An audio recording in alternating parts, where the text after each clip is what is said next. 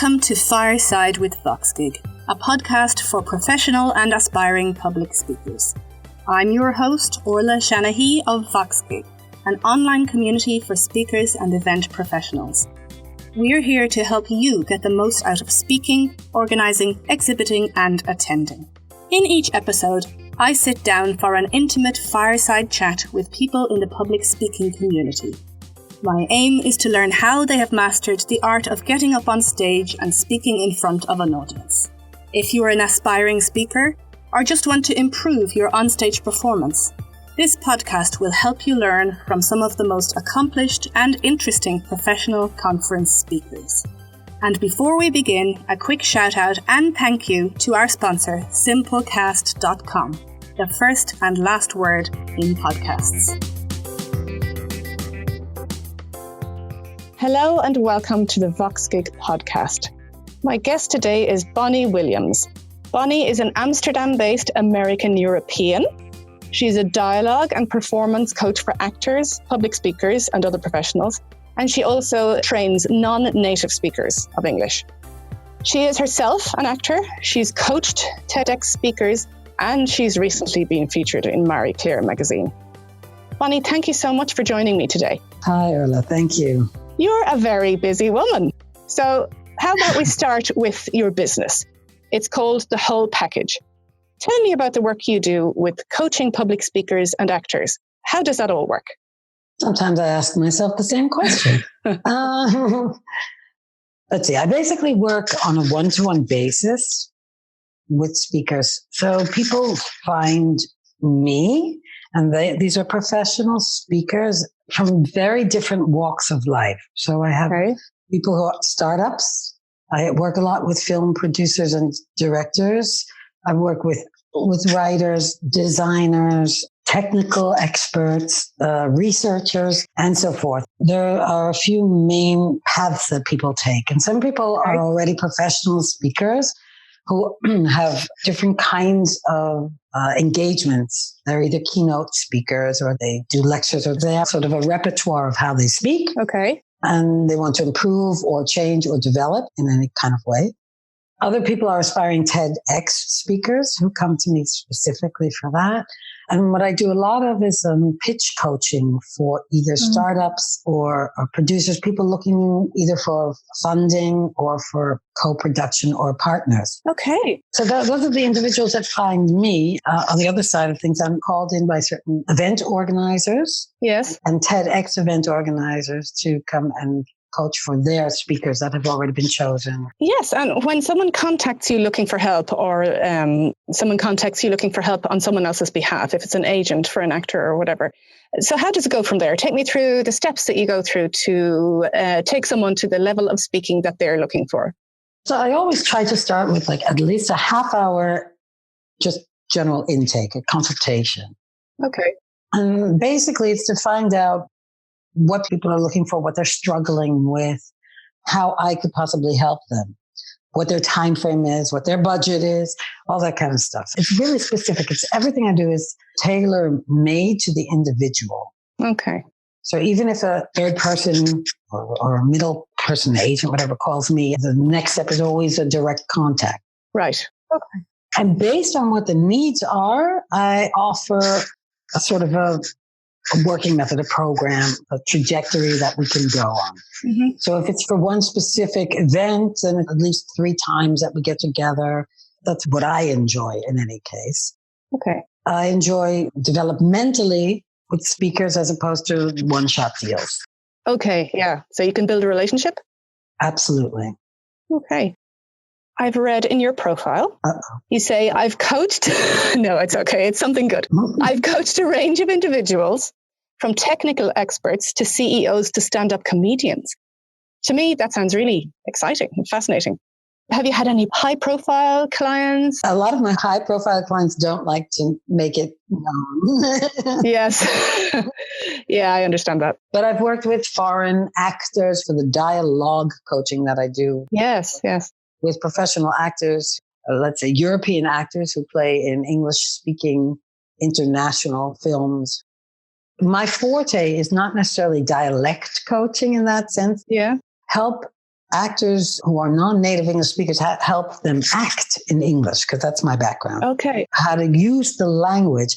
And it's so amazing to see how we all use the language differently. Even there's a difference between British or Irish or Scottish or native speakers and Americans and how we use it. And also how European English speakers use the language. So that's the kind of work that I do with those high profilers. Ah, the secret ones. Okay, well, I won't press you any further. That sounds really fascinating. So in a way, would it be right to say you're a cross-cultural communication expert? Because obviously with language, it's not just the words, it's the whole cultural context. Absolutely. Let's say you have a European actor who wants to act in English. They're bringing with them a whole package of cultural experiences that may not transfer to the English-speaking world. Can you tell us about how that side of things works? Well, I'm really glad you brought that up, because that's so much a part of what affects people's confidence in not only in acting, but also in public speaking, also in pitching and anything that you do internationally. I did study intercultural communication. Yeah, okay. I actually did, because I worked for many years applying theatrical methodology to communication, to the corporate world and to different things, so to enhance communication. Yeah. And part of that experience was also understanding cultural and intercultural communication and realizing how one can be most effective and have the most impact upon their audience. Yeah. Be that an individual or a group of people, and how you have to adjust and how you have to take that into consideration. Yeah. I love that. Yeah, it's fascinating, I think, for anyone who's studied languages or actors. Obviously, it's their job to make a connection, and public speakers. Do you have any examples, any embarrassing examples or funny examples of that kind of cross-cultural thing? Because that can go very wrong, right? If you're not prepared, if you're not doing it right. I wish I knew you were going to ask me this, and then I could have racked my brain. Oh, yeah. It happens all the time. But I mean, there's always blunders. Yeah. I mean, I'm based in the Netherlands. So I see this happening, for example, a lot of times in the Netherlands. The English here is fantastic. So the level of it is absolutely high. However, a lot of Dutch people, when they speak English, they tend to literally translate their expressions and things like that. And think that it's just translate. So there are Dutch expressions that they translate into English using the English words in an international environment where the people don't know what they're talking about. So that, I mean, it's not a specific example, but that happens a lot. Yeah. And that can be so funny, can't it, when that goes a little awry. Yeah. I used to live in Germany, and just one thing that pops to mind for me is, in English, we have the expression, I'll cross my fingers for you. Good luck, I'll keep my fingers crossed. In German, they have a similar expression. But if you translate it literally, it comes through as I'll press my thumbs. That's true. Mm-hmm. And if a German person translates that directly into English, it makes absolutely no sense. Yeah, and that's hysterical. Yeah. I know. Yeah. So you get that, and you also get the gestures. I work with some Indian people, and, yes means no and no means yes. So is that with the head? If you nod, it means no. Is that right? Yes. Okay. Wow, that must be so hard to untrain yourself and retrain. Yeah, and very often I work with Italians who have gestures for everything, and they know what that means, but that doesn't necessarily translate either. So absolutely. Those are the funny things. But it's also the way that people present themselves very often. I mean, Brits are known for talking around issues. Yes. And we know exactly what that means when we talk around issues. Yes. And Dutch are known for being very direct. Mm-hmm. So the clash of the titans very often. It's kind of fascinating to see how to maneuver in those situations. Let's go back a bit, Bonnie, and explore how you arrived at where you are today. Where did you grow up? What kind of family? What ambitions did you have as a child and as a younger person? Let's go way back. Yeah. Because I've drank from the fountain of youth. I'm actually over 100 years old. I was born and raised in New York City. Mm-hmm. And I was a child actress. I actually started at the age of 7. Wow. It was in my blood. By the time I was 17, 18, 19, I had already done professional and semi-professional production, doing theater. And I had my own theater company in my early 20s. Oh. Artistic director. Yeah. Can I just stop you for one moment? Sorry, because that all sounds so interesting. How did you get into acting at age 7? What was the impetus for that? There was this wonderful man named Jack Farrell who opened up a little after-school workshop, a weekend workshop cafe. It was a black box little studio that he had, and he offered acting classes for kids. But actually, that's interesting because before that, I just remembered this, we had after-school production. And my very first production was Mary Poppins. And I was Michael Banks. Oh. After school productions. That was an interest. It was fun. I loved it. I enjoyed it. Okay. And the thing that I loved the most about it, I think, was besides being on stage and learning the craft, eventually, was the community. Yes. That was what I loved about doing theater anyway. Okay. And so you were saying then that continued up through your teens and in your early 20s. What happened at that point? Theater company in Boston. I was in Boston. Oh, you were in Boston at this point. Okay. Mm-hmm. And then I came here. But before that, I had already been in lots of theater productions and film and stuff like that. And then I came here thinking I would be here for... Here being Amsterdam. Amsterdam. Thinking I'd be here for a year. Right. And how did you come to end up in Amsterdam? That was sort of an adventure. Yeah. It was love. Okay. What kids think is love. I met a Dutch boy on a holiday, and I came to visit him. And that didn't work out all that well. But when I first got here, I got quite involved there was an English-speaking theater community here. There were lots of artists. It was very bohemian. And it was like, after a year, I just thought, hey, I just got here, and that continued, and I ended up staying and building. Okay, right, and you built your life in Amsterdam from that point.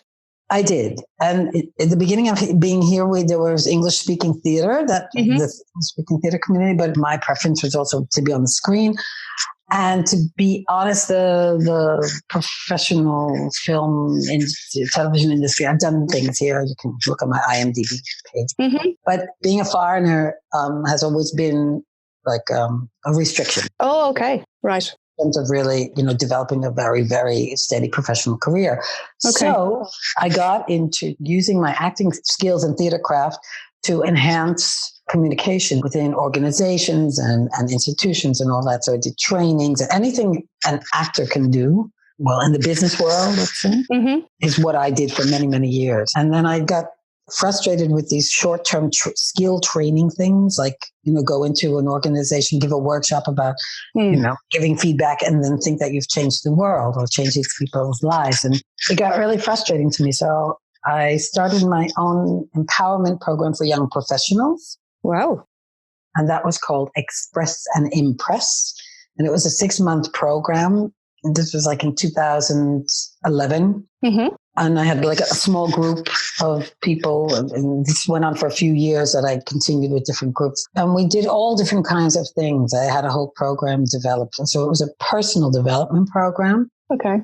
And that developed into not so young professionals and then all the okay. And then that metamorphosized into team development and intercultural communication and then organizational development, and kind of exploded into these big learning programs for corporate and stuff like that. Mm-hmm. And that's when I decided that it was time to go back to my roots and get back to what I enjoy doing best, which is to help people really get out there and be the best that they can be. Okay. Sounds corny, but that's what I do. That's what you do.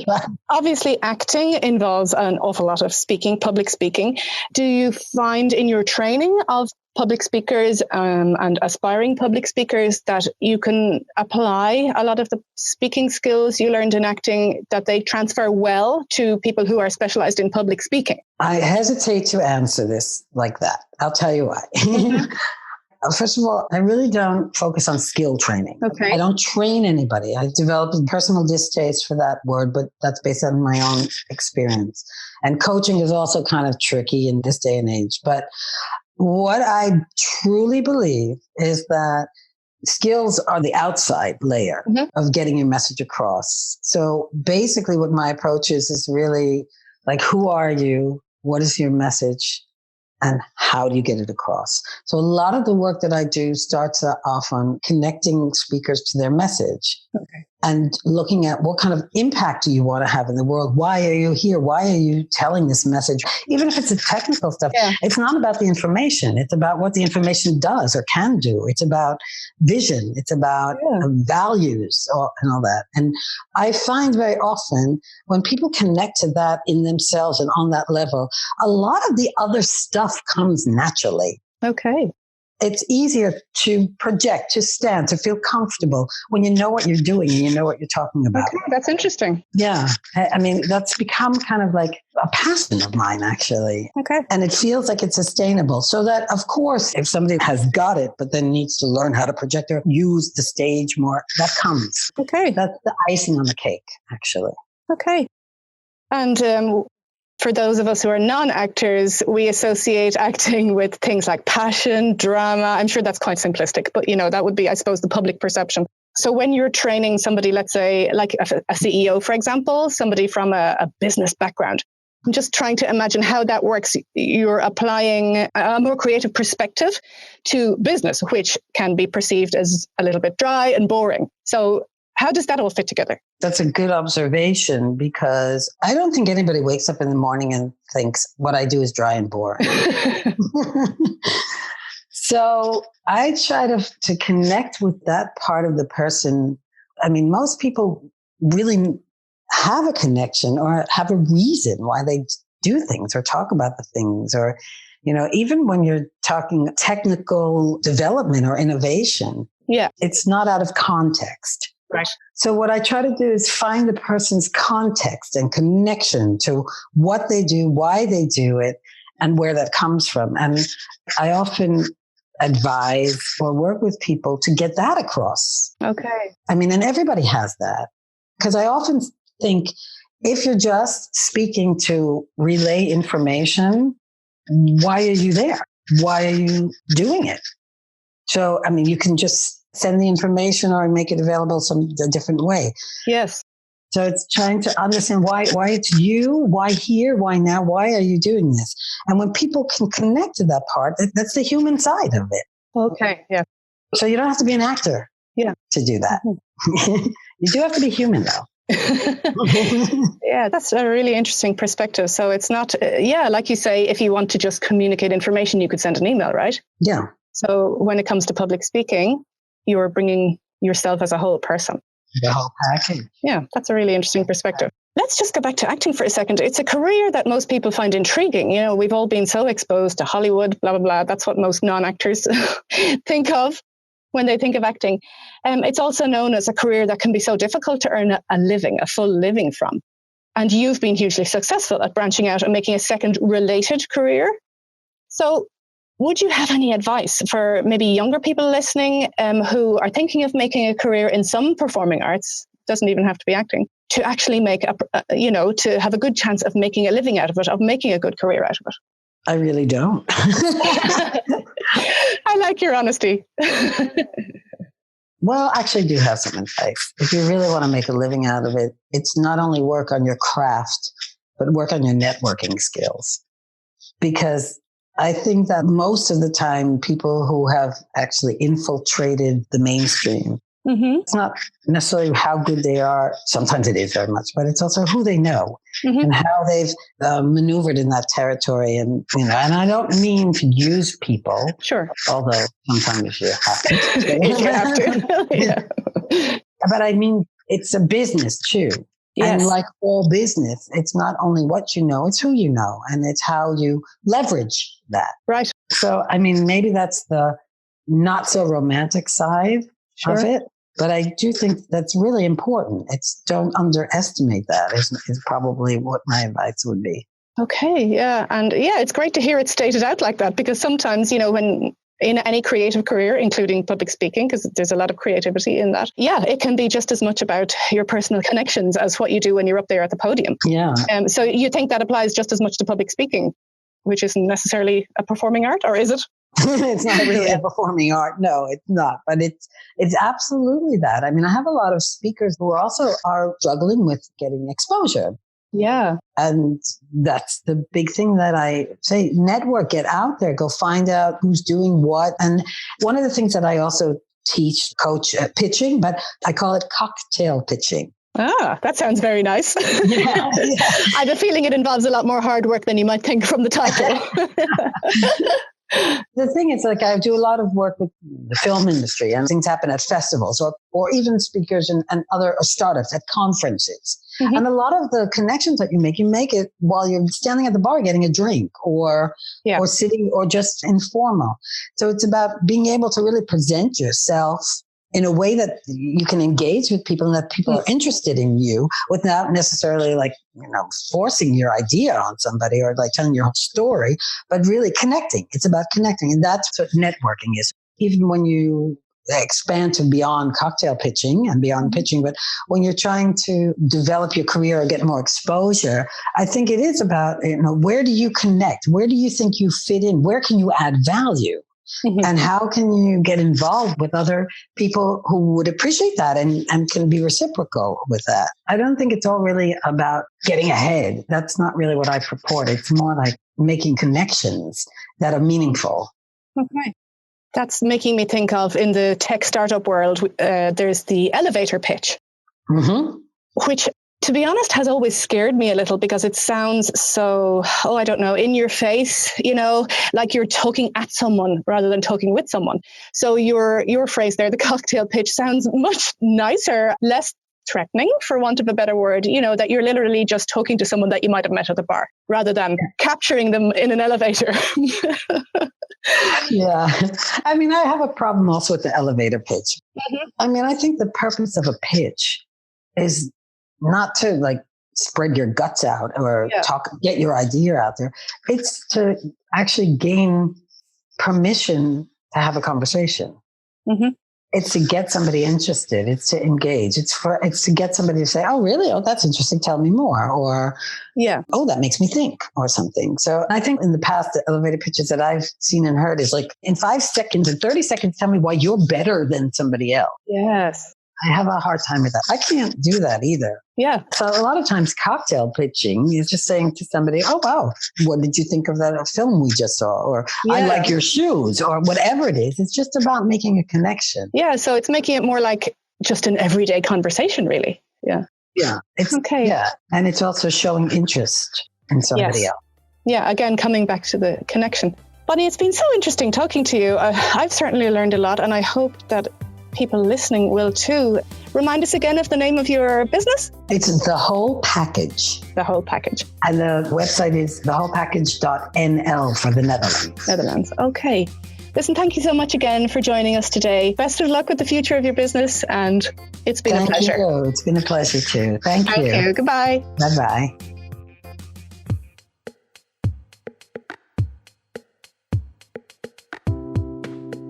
Thank you so much for listening.